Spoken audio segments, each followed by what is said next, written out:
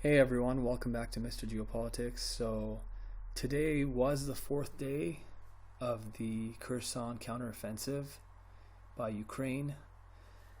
And the Ukrainians, as a lot of you know, are staying tight-lipped about everything. They don't want anyone to know about any of their movements, as if the Russians wouldn't know where they are anyways, since they're engaging with them, which doesn't make sense to me. I mean, yeah, don't give out direct addresses where your troops are staying at night, which building they're staying at, or sleeping at night. But, I mean, if you liberate a town, I mean, it's not like the Russians wouldn't know. So, I don't understand this whole...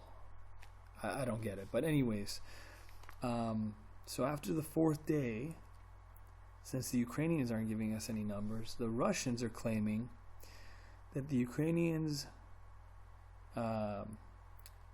that 350 Ukrainian soldiers were killed, 31 tanks were destroyed, 22 infantry fighting vehicles, 18 armored fighting vehicles, 8 pickup trucks with heavy machine guns, and 17 special vehicles, whatever that means, maybe like transport trucks or whatever, anything. So if you add all this up, it's really today the Ukrainians, according to the Russians, lost 350 troops. This is actually the lowest number thus far. And it doesn't seem like the Ukrainians are really doing much in the last in the last 24 hours. It doesn't seem like they've attempted to do much. Now, according to some rumors, that's because at Mykolaiv, the city of Mykolaiv, and also at the city of Kryvyi Rih, which is Zelensky's hometown, allegedly all the hospitals are filled to the brim with injured Ukrainian soldiers, with patients. And they're low on blood. They're urging people to donate blood. So they don't even have. They don't have. Some people are saying that that's one of the reasons why they've paused their offensive, or there seems to be some kind of pause, because it's just not sustainable. They can't. There's no place to put their injured even. Now, of course, that's just what some people are saying, right? That's hearsay, that's anecdotal. This is all anecdotal evidence, right? But we're not hearing anything from the Ukrainians.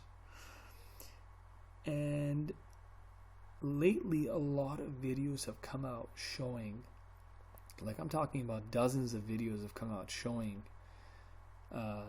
basically Russian drone footage showing Ukrainian tanks being destroyed, Ukrainian BMP vehicles, infantry fighting vehicles being destroyed, convoys being destroyed, abandoned, tanks torn to pieces, bodies strewn everywhere, Ukrainian soldiers injured and screaming. There's lots of videos like that out there. So I mean, all of this is anecdotal, but if we go by the Russian numbers, so far, if you add up all the numbers, the Ukrainians in 4 days of fighting have lost 2,050, or let's say 2,000 soldiers killed in action. And I'm not talking about casualties, because for those of you that don't know, killed in action means the soldier's dead, he's perished. The word casualty refers to killed in action, missing in action, injured, or captured. So casualties actually means all of those. And usually the rule of thumb is, the NATO standard is that for every 1 soldier killed, there's 3 that are injured, missing, or captured. So if we go by the Russian numbers, and if we believe that 2,000 Ukrainian soldiers have died in 4 days of fighting, that would mean that if you do the math, Ukraine has sustained 8,000 casualties, 2,000 casualties a day in 4 days of fighting. Now, let's assume the Russians are, a lot of people say Russian propaganda, this, that. Okay, let's say the Russians are lying and their numbers are half true. So let's say the Ukrainians have sustained 1,000 casualties a day. Either way, those are devastating numbers, especially because the Ukrainians haven't really gained much from this offensive. Much, if anything. Last week, the Russians basically took this chunk of territory right here, like this.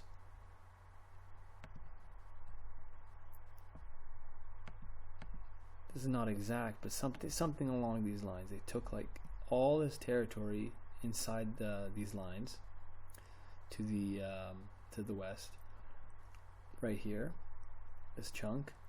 They took all this territory within 24 hours. There was no fuss, there was no hype about any offensive or anything, and the Ukrainians, thus far, in 4 days of fighting, with all their losses, they've allegedly, the Russians actually said that they withdrew from this town. The Russians withdrew from this town. But it seems like what's happening is that the Russians are just withdrawing, like a tactical retreat, and then they're pounding Ukrainian positions with artillery coordinated with their drones, because there's a lot of drone footage out there, right? So, and then after that, when the Ukrainian forces are devastated, the Russian troops just storm right back in, and they just clean up whatever's left, right? They basically sweep whatever's left, if anything, after the artillery strikes and airstrikes, because Russians are deploying helicopters and jets as well. Meanwhile, the Ukrainians have lost, I think, 4 or 5 jets by now, and 4 helicopters as well. The Russians don't have air supremacy, air superiority established, but they do have an advantage when it comes to air support and deploying air defenses. The Ukrainians, more often than not, it seems like their planes and helicopters tend to get shot down, their drones tend to get shot down very often, while the Russians, especially when they're in their own territory, they can successfully hit Ukrainian positions and withdraw back to base. Anyway, so this town was in Ukrainian hands for a certain period of time. Ternovy Podi. We don't know if it still is anymore. I have no idea. I actually doubt it. And where the Ukrainians had the most success was actually when they took Suki Stavok, and at one point they were here. They made their way and threatened this highway, which connects all of these settlements to the north. All of these settlements, like this one right here, this one right here, right?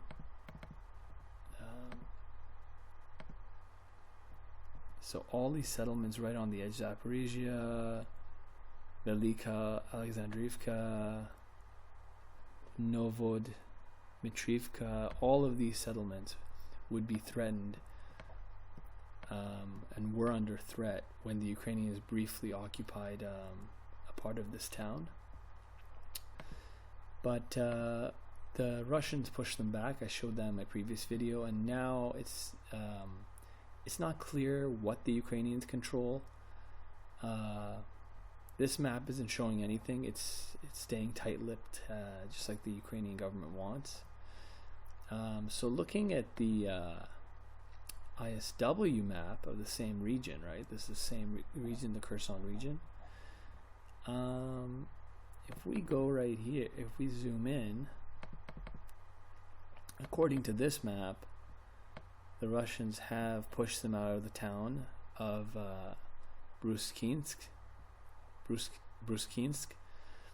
and the highway is secure, but the Ukrainians, they still control Suky Stavok and Kostromka, the town just to the south. But according to this map right here, this is the same region again. I'm going to look at the same thing. According to this map, which is the militaryland.net map, the Ukrainians have been pushed back and they only control Suky Stavok. So I don't know which map is exactly accurate, if any, but I'm assuming the Ukrainians have some kind of foothold in Suky Stavok still, and perhaps in Kostromka, but that seems to be it. So these two towns, which are, if you zoom in, not even really towns, they're just like, like this is like one road and an intersection, right? So it's not even a, I don't know, I guess you consider it a hamlet or a highway stop. So they've taken two highway junctions, and if you believe what the Russians are saying, they've sustained 8,000 casualties. If the Russians are lying and only half their numbers are true, then the Ukrainians have still sustained 4,000 casualties. Now, that's actually devastating. 1,000 casualties a day is a devastating number. But because there's other fronts as well, right? So I mean that's really devastating. Especially recently, the Ukrainians they tried to take over the Zaporizhia nuclear power plant, and in the town of Enerhodar, they landed 60 troops around here. And then they try to land some additional troops more to the west of the nuclear power plant, right by the nuclear power plant. The 60 commandos initially landed with speedboats, I believe, in this forest area. And then the other forces were supposed to land somewhere like right here, around here, right by the nuclear power plant, and they were supposed to storm the nuclear power plant. But what ended up happening is that the Russians spotted them right away, and some people say they were tipped off. The Russians knew it was coming, and almost all the 60 commandos were killed. 4 or 5 have been captured. A few are injured. Some are critically injured. And the Ukrainians were actually using 2 barges to transport the rest of the troops, which some say number in the hundreds. And the Russians just sank those barges. They simply sank those barges. And so the Ukrainians lost like at least 100 troops. I think that was the third day. That was the third day. The Ukrainians lost 100 troops here, and in addition to what they lost in the Kherson region, in addition to what they lost in all the other regions. I mean, if you look at all the clusters of bomb symbols, each one of these bomb symbols represents artillery strike, airstrike, or rocket, some kind of shelling, mortar, something. So, as you can see, there's a huge disparity between what the Ukrainians are doing and what the Russians are doing. Like, there's one bomb symbol, Ukrainian bomb symbol here. There's like, I don't know, 20 here or something. And the Ukrainians, today, it seems that they yet again, they're claiming they bombed another ammunition depot near a bridge. Seems they targeted one of those same bridges, the Oleski Antonivka bridge. And this is the Antonivka bridge that they've targeted several times, but they've targeted that this area before, this bridge before. And these targets right here, again, they've hit these same areas. Recently they've hit these exact same areas. Actually, right before the offensive, they hit these exact same areas. So it seems like the Ukrainians don't have any new intel. They just keep hitting the same infrastructure, hoping to slow down Russian reinforcements. Now, of course, look, all this evidence is anecdotal, but when you see all these, but you know how the we all know about the Ukrainian hype machine, the Ukrainian hype train in the West, how they like to release every snippet of footage which makes them look good in any way, which shows Russian equipment destroyed, or shows how they control this area or have liberated this or that. Well, in this case, it's like the tables have turned. That's the Russians who are releasing all this footage of Ukrainian equipment being destroyed, abandoned, torn to pieces, bodies torn to pieces, Ukrainians injured, screaming. And then you have reports about hospitals being filled with injured Ukrainian troops. You have reports about some towns, a town in the west of Ukraine.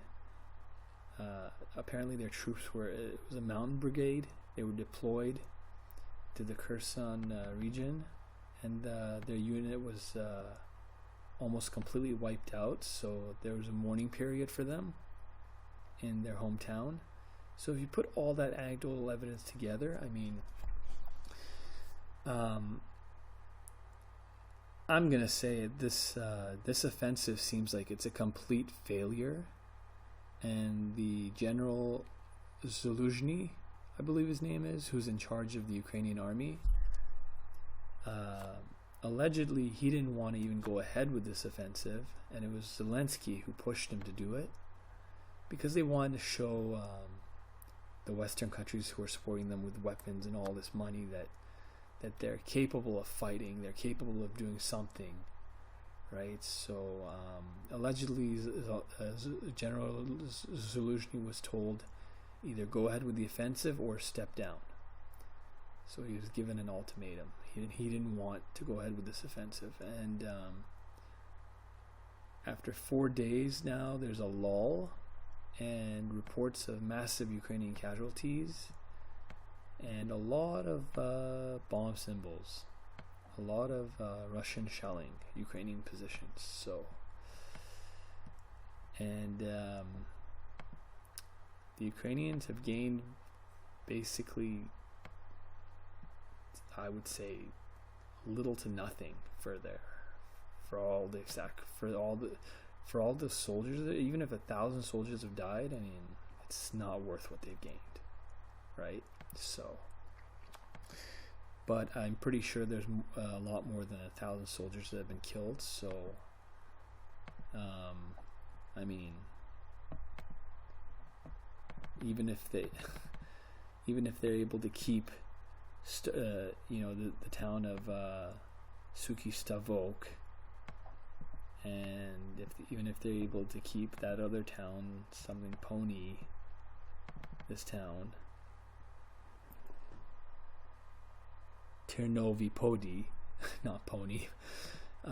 So even if they're able to keep those towns, and maybe, well, they're not towns, they're just, that's the thing, they're just fields with streets, right? So, I mean, and that's what makes this so difficult. It's just flat terrain, and the Ukrainians, I mean, when you go on an offensive like this, you want to outnumber the enemy 3-1 at least, right? considering that all the other things are pretty much equal. But the Ukrainians themselves said they had 15,000 troops. Some say they have more than 30,000, and some are saying the Russians have about 20,000 troops defending. So those numbers don't make sense for going on the offensive, and those numbers definitely, when the other side has 10 times as much artillery as you, and they have a lot better, like a functioning air force that's superior to yours. I mean, I don't know. I think this, it seems like this offensive is a complete dud. It's a complete failure, complete and utter failure. And yeah, I mean, it's sad. All these Ukrainian soldiers have lost their lives for what? For basically nothing. For a game of politics. But anyways, yeah, I mean, if the Russian numbers are, if we assume they're correct, and the Ukrainians have lost 8,000 troops, assuming out of 15,000, that would be like half your troops turn into casualties, right? If the Russians, we cut the Russian numbers in half, that would be like 20-25% of your numbers are casualties. If the Ukrainians have 15,000, right? If the Ukrainians have 30,000 and the Russian numbers are cut in half, that's still 10%. That's still a 10% casualty rate. In 4 days of fighting for nothing. And seeing as how Ukraine is so short on equipment, I mean, these troops were apparently trained in Britain, so they were like, some of the best that Ukraine had, and some of their best equipment. I mean, this. I just hope the Ukrainians don't keep going on with this offensive, because at this rate, they're just gonna. It's just suicidal. It's just not sustainable, right? The numbers don't make sense. It's just, any way you look at it, it's not sustainable for the Ukrainians to keep going. But who knows? They might, once some of those hospital beds clear up, or they find more rooms, Zelensky might give the order and they might go ahead again. I don't know what they're going to do, but so far, the Kherson counteroffensive, the much anticipated Kherson counteroffensive, is really a dud. Now on all the other fronts, I mean, the Russians are shelling Ukrainian positions constantly, and they're going on the offensive on multiple fronts, right? So see that around here they're going near Pisky, which they actually control the town of Pisky. The Russians control this. Yeah, so around here, the Russians are trying to go expand in multiple directions, right? With an end goal of maybe cutting off Avdiivka, which is a highly entrenched, very fortified area for the Ukrainians, right? With an end goal of eventually cutting off the Ukrainians like that.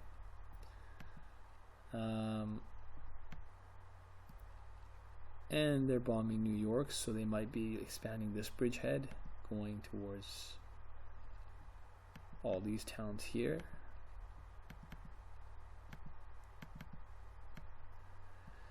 And of course, the Russians control Zaitsev and Dacha and Kodema. This map has even confirmed it. And it seems like the Russians are heading west now, And then ultimately what they want to do is they want to head north so that they can outflank Bakhmut from multiple directions, right? Not just from the east, which they're attacking Bakhmut from already, but also from the south. And also from the north. They're trying to expand here as well, so that they can, go towards Bakhmut in multiple directions and storm it. So yeah, there's there's fighting all along the front line. Recently, I just saw a video of some Ukrainian armored destroyer near Seversk. Some say the Seversk bridgehead is more larger than what is showing on this map, something like this. I don't know, but anyway, Seversk is another target. But yeah, I mean, to me it seems like I saw an interview with Colonel Douglas McGregor. He comes off as being pretty pro-Russian, right? But he tries to be neutral, and he's a former colonel in the U.S. Army. He has contacts on the ground, and according to his contacts, he said Ukraine has so far they have over 70,000 troops killed, soldiers killed, which would mean that they have nearly 300,000 casualties. Again, this is anecdotal evidence, but there was a BBC report where they did an interview with an elite Ukrainian unit, and the man they interviewed said that 80% of his unit had been wiped out. And then there's another interview online where a Ukrainian conscript is interviewed, and he says that there are no more professional soldiers. There are no more contract soldiers. There are only conscripts. So it seems as if the Russians have broken the tip of the spear of the Ukrainian troops. They've broken their sword, the tip of their sword. And the Ukrainians are still fighting, but to me it doesn't seem like the Ukrainians can reclaim territory successfully now. It doesn't seem like they can go on mass offensives, and because the Russians just have too much artillery, and the 10 to 1, 20 to 1 artillery advantage, that's huge. And the Russians have a functioning air force, and by now they've gotten used to how to use their jets in a way so that they don't get shot down, but they hit their targets. So the Russians have adapted pretty well in that regard, because there's a lot of footage of Russian helicopters and jets flying and completing missions. So and in regards to the Ukrainians, all you hear about is once in a while is that, oh, another one of their helicopters was shot down, another one of their jets was shot down. So the West keeps giving Ukraine weapons. That's the only reason this war has continued. Otherwise, it would have been over a long time ago, probably. But the West keeps giving Ukraine weapons, and I don't know what the point is. At this point, I don't know. I don't know what the point is really, because at this point, like I said in my previous video, Russia is getting ready to hold a referendum in all the regions that the separatists control, and all these areas in red, Crimea is already a part of Russia, but if all these other areas in red join Russia, or most of them, then Putin can claim that the Ukrainians are attacking Russian territory. They're not attacking our allies or Russian ethnic Russians or Russians in Ukraine. They're attacking Russia itself. They're attacking Mother Russia. And then Putin's pretty methodical, right? He didn't want to take the risk of declaring war. At first, he thought there might be too much backlash. Maybe all the conscripts, all the reserves might not want to fight, but with Russian territory being attacked, I don't think there's going to be much backlash. A lot of Russian war hawks are actually saying Putin has been too soft. So, anyways, yeah, I mean, there's a report that there's tens of thousands of newly trained Chechen and Russian troops who are armed with the latest equipment and have 6 months of intense training, that they have already made their way into Ukraine, and they're on the way right now to the fronts. So I'm not sure what some people say. There's 20,000 Chechens, and some say there's 15,000 Russians. But considering that Chechnya has a population of 1.4 million, if they can muster 20,000, I mean, I imagine Russia should be able to muster 30,000, since Russia has 100 times the population, a population of 140 million. So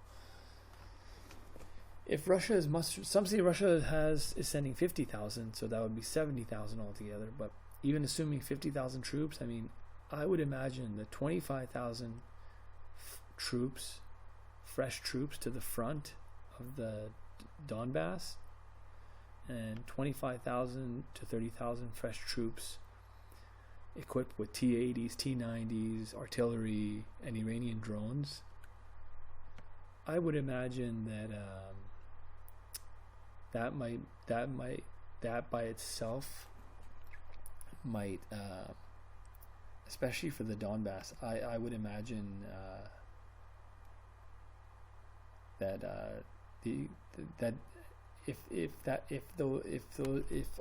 if that's true, that there are tens of thousands of Chechens and Russians that are well armed being sent to the front, I would imagine that the Donbass will fall within the next month or two, and Mykolaiv might even fall in the next month or two if they were to split the troops. Let's say they have 50,000 to 70,000 troops. They split those in half, right? So 25 to 35,000 troops on each side. I mean, the Russians will basically do whatever they want to do, right? Add 35,000 troops here, well-armed, fresh troops to this front. From what we've seen with this Ukrainian counteroffensive, and from how we saw the Russians easily took, a chunk of territory like this in freaking a day with minimal losses. I mean, add 35,000 troops to this front. I see the Russians, I think they should be able to reach Transnistria, and then that would cut off Odessa.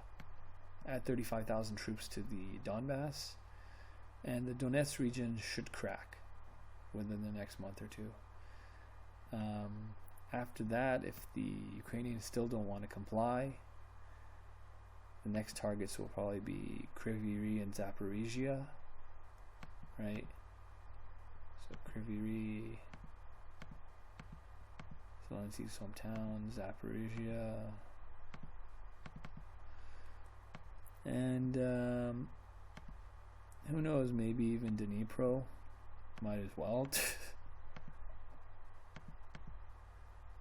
And because here's the thing, if the Russians have they have an army of 1 million men, regular soldiers, and 2 million reserves. So far they've sent initially they sent 150 to 200,000 troops, and an additional like 50,000 troops as replacements, something like that. Now, assuming that the Russians, their numbers are inflated, and they only have half the troops they say they have, which I doubt. I would believe maybe 70-80%, but not half. But assuming even that, they should be able to send an additional 100,000, 200,000 troops, well armed, easily to Ukraine. That's on top of the troops that are already being sent, the troops with the Chechens, the tens of thousands of Russians and Chechens that are already headed to the front as we speak.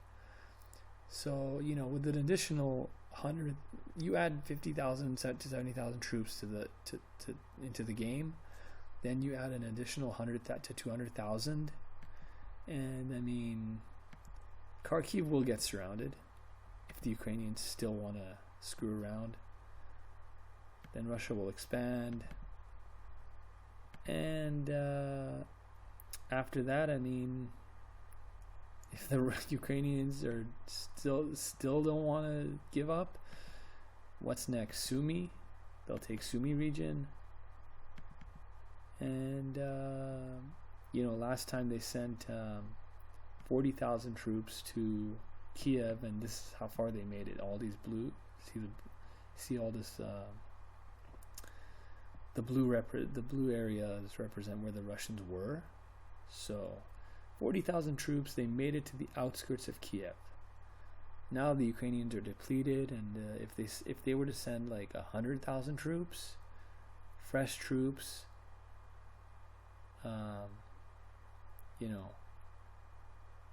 intent on taking Kiev with their previous experience, because you got to remember, a lot of people don't know this, but the Russians, when they went into Kiev, they weren't expecting a fight. They were trying to replicate what they did in Crimea in 2014.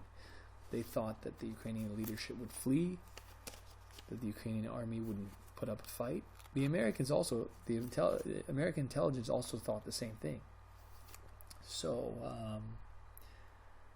but anyways, you send 150,000 troops or more here.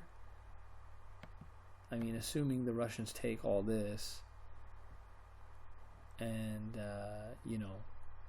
then they can make their way to Kiev from multiple directions.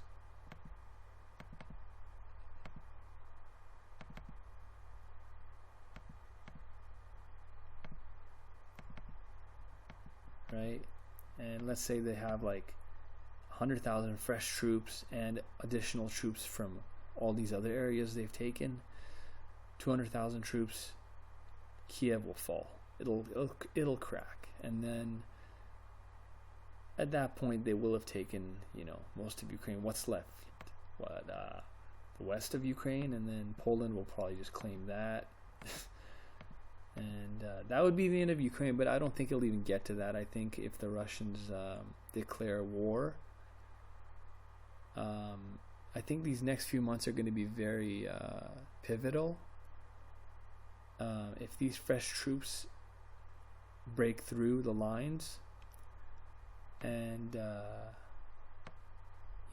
take most of the Donetsk region remaining, and if some of the fresh troops start to, they surround Mykolaiv and they make their way towards Transnistria and reach Transnistria, I think at that point the Ukrainians would want to negotiate, especially if the Russians also end up declaring war and mobilizing, because Russia mobilized is a completely different beast, right? And now they have hundreds of Iranian drones in their inventory as well. So I predict all of this will be too much for Ukraine in the coming months, and but that's just my opinion. You disagree with me, comment below.